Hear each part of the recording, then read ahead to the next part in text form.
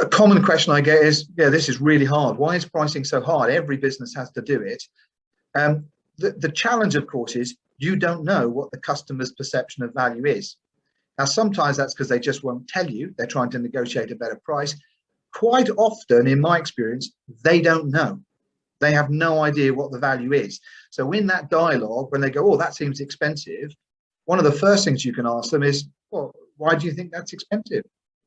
Would you mind explaining why you think that's expensive? And I would say in 9 out of 10 cases, they'll go, oh, I don't know, it just seems expensive. They're not saying it because they've got an alternative quote or they've worked out what they think it should have cost. They're just saying it because that's almost the standard response. That's almost a, oh, that seems expensive. Come on, sharpen your pencil. Come on, you can knock a bit off. So this problem of value is not only are they unwilling to tell you, but also sometimes they don't know. That's a debate we've got to have. The other problem with setting a value point is we're dealing with customers in many cases of quite different sizes, quite different styles, you know, small customers, corporates. Some of them are price sensitive. There's price sensitive customers in every marketplace, but equally there's people who could give a damn about the price in every marketplace. So they're all different, and that makes it really hard for us to try and distill it down to a nice, simple value proposition because every customer's got a slightly different view.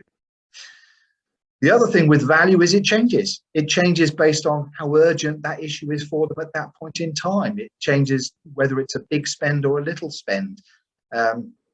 It changes based on, you know, whether they've had a good day or a bad day at the office. You know, behaviors change regularly, and we're trying to find a scientific approach to a quite emotional issue of pricing. And then the elements of value just don't get talked about. You know, I've been in many selling situations. I've worked in businesses, I've watched salespeople, and they jump way too quickly to that's the price, now let's haggle, without talking about all the other important features of why they should choose you to be their supplier. So we've got to get some of those elements of what determines value out into the open before we start talking about price.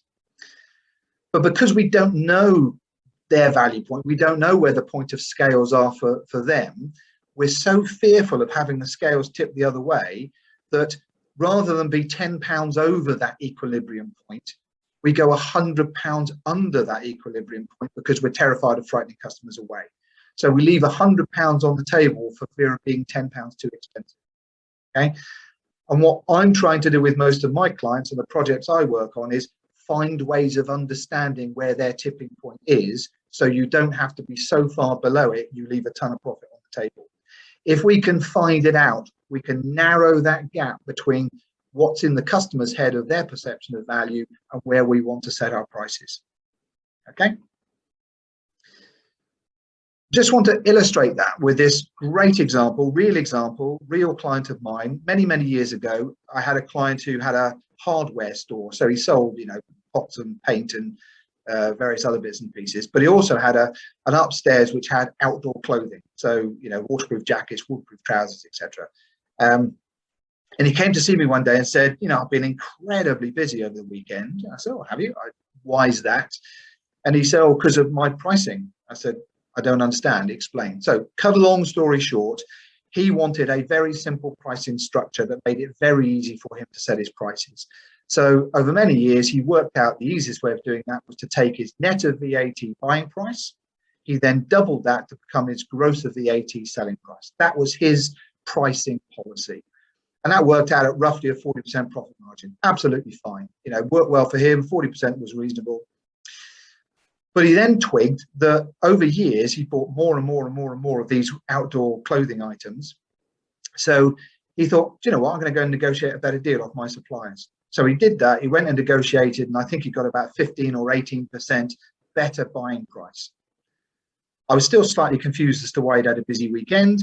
And then, of course, he dropped the bombshell, which is because he sets all his prices based on twice what he pays for them, having negotiated a better buying price, he then had to reprice all the items in his shop to a lower figure because that's the pricing policy that he had set. So he negotiated a better buying price. The end result of that was, because he had a formulaic approach to pricing, he reduced all of his selling prices and he made less money, quite a lot less money. The point here is in this example, the cost price had gone down, but the value to the customer has not changed. If they thought a pair of waterproof trousers last week was worth 40 quid, it's still worth 40 quid to that customer. What they pay for it, whether it goes up or down, does not affect their perception of value. The cost of what you do for your customers has no impact on their perception of value. That is a problem for you, not for them. And in that example, that just proves the fallacy of a pricing policy that follows any kind of formula, because the formula removes it completely from what's the customer prepared to pay.